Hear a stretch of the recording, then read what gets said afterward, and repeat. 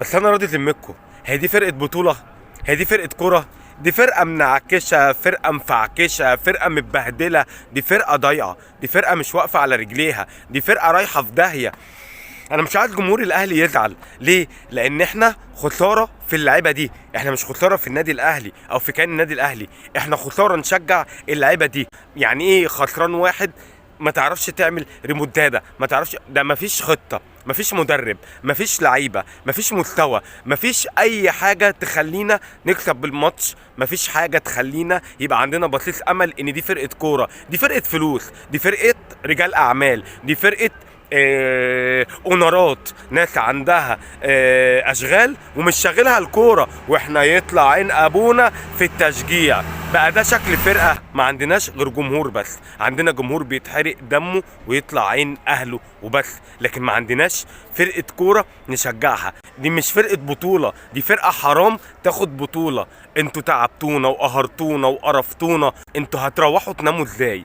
وكل اللعب متركز الناحيه الشمال، وكل اللعب بقى لنا 3 سنين بنلعب ناحيه الشمال من غير جدوى، من غير لعب، من غير لعيب، مفيش مهاره فرديه، مفيش 1 على 1، مفيش حد يحل، مفيش هداف، مفيش مدافعين، مفيش لعيبه في نص الملعب، الكل ضايع، فرقه ضايعه، فرقه ما عندهاش غير جمهور. حرام عليكم اللي انتوا بتعملوه ده، انتوا ما تستاهلوش بطوله وما تستاهلوش تشجيعنا ليكوا، عشان انتوا قهرتونا وضايقتونا. انتوا مش موجودين يا ابني، يا ابني انتوا مش موجودين، انتوا مش موجودين في الملعب، انتوا عمالين تهنبكوا وترفعوا ايديكوا وتعترضوا وتضايقوا وها وهو وهي، لكن تعالى نتفرج على جمله، تعالوا نتفرج على لعب كوره، مش عيب اخسر ومش عيب اتعادل، الكوره كده. لكن انتوا ما عملتوش اي حاجه، احنا بنشجع هوا، احنا بنشجع بلالين، بنشجع فرقه فاضيه، كاتكوا القرف فيكوا وفي اللي لعبكوا كوره. انتوا ازاي بتلعبوا كوره؟ 100 مليون ايه و80 مليون ايه و70 مليون ايه و60 مليون ايه اللي تاخدوهم؟ ده انتوا 8 9 جنيه اخركوا، انتوا ما فيش لعيب فيكوا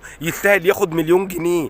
انتوا ضيعتوا مننا كل البطولات باساميكوا، انتوا اسامي، انتوا هوا، انتوا مالكوش لازمه في النادي الاهلي. لازم تدخل، مشوا بقى الناس دي بقى، العبوا بقى بعيال صغيره، العبوا باي حد بقى، ما احنا كده كده ما بنكسبش، نروح نلعب احنا؟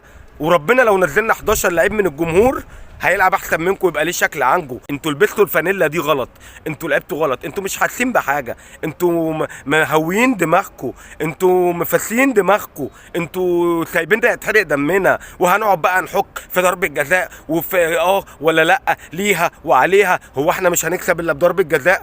احنا ليه نكسب بضربه جزاء؟ احنا ليه ما بنلعبش؟ احنا فين؟ احنا مش موجودين. كانت كل قرف فيكم وفي اللي لعبكم كوره، حسبي الله ونعم الوكيل فيكم يا شويه مقرفين.